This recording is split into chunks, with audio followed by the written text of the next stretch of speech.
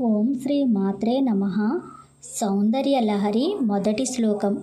ముందుగా భావం తెలుసుకుందాము. అమ్మా భగవతి, పరమశివుడు నీతో కలిసి ఉన్నప్పుడు మాత్రమే సకల సృష్టి నిర్మాణము చేయడానికి సమర్థుడై ఉన్నాడు.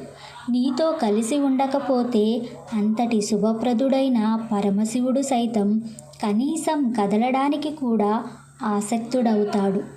హరిహర బ్రహ్మాదుల చేత మరియు వేదముల చేత కూడా ఆరాధింపబడే నీకు నమస్కారం చేయాలన్నా, స్తోత్రం చేయాలన్నా, కనీసం స్మరించాలన్నా పూర్వజన్మలలో చేసుకున్న పుణ్యబలం లేకపోతే ఎట్లా సాధ్యం అమ్మా?